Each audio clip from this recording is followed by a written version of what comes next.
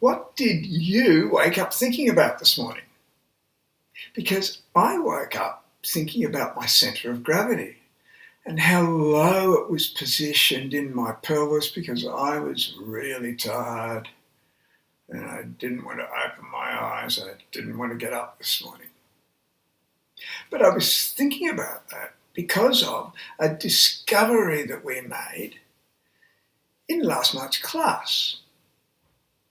And that's what I want to talk to you about in today's Talking Acting, is the value and the use of your centre of gravity and being aware of where it's positioned in your body.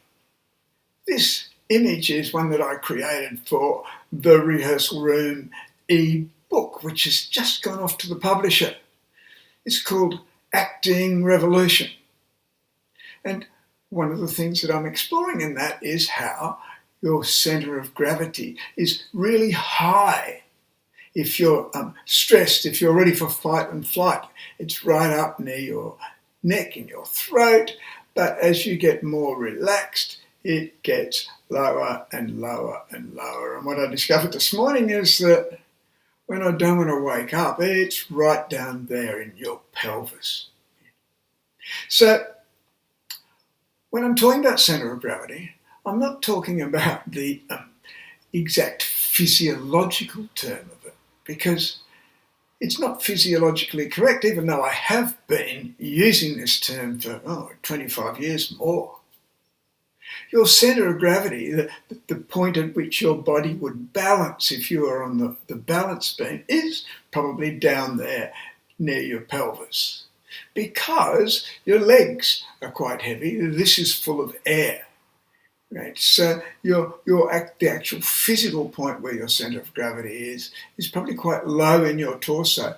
But what I'm talking about is that position from which you feel you're coming from, where you feel your energy is centred. So in talking to you at this moment, I feel my energy's about there in an everyday sense. But if I were really stressed, it would go higher. So why is this of use to the actor?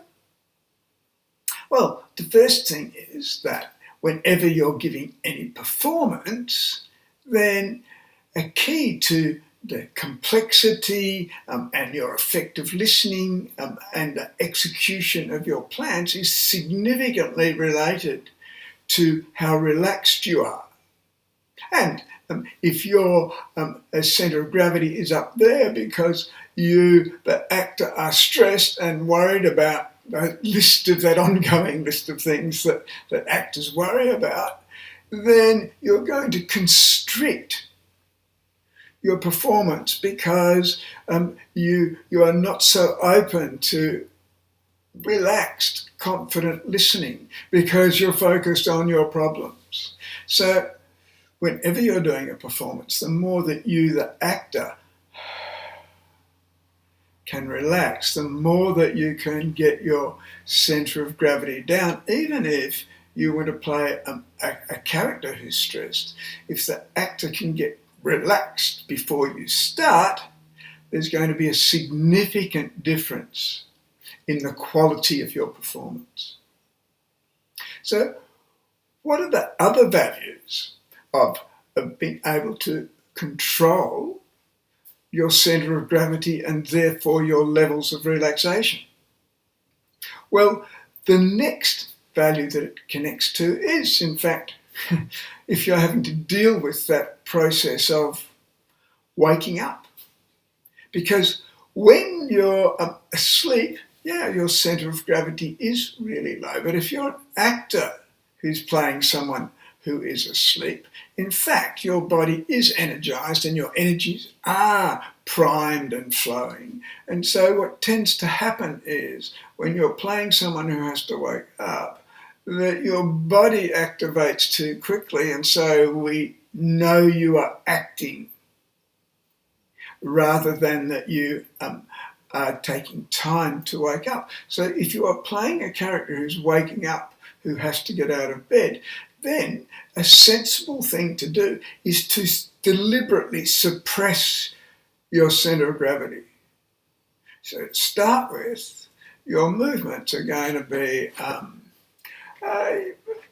low in energy because your centre of gravity is down there, and your conversation will tend to go that way too, and your centre of gravity should not be rushing up to your active awake state, because it takes time in life for that to get there, under ordinary circumstances, of course. Another value in being able to control your centre of gravity, we discovered in last night's class. Yes, this is hot off the press, because we were trying to create a character who had been heavily sedated. But in this scene, the character was being confronted with major issues that were significant problems in their life. Major issues. And so what happened was that as the difficulty went up for the character, the actor naturally got more engaged with solving the problem, and therefore no longer appeared to be sedated or drugged.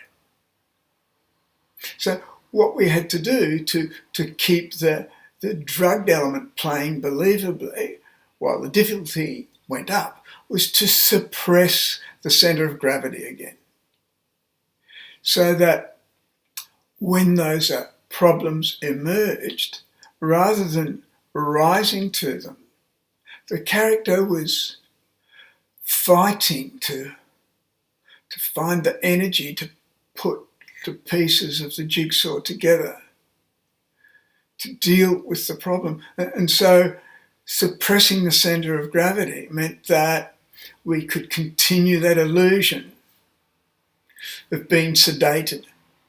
It was really simple, right? A simple practical tool that had a terrific effective outcome.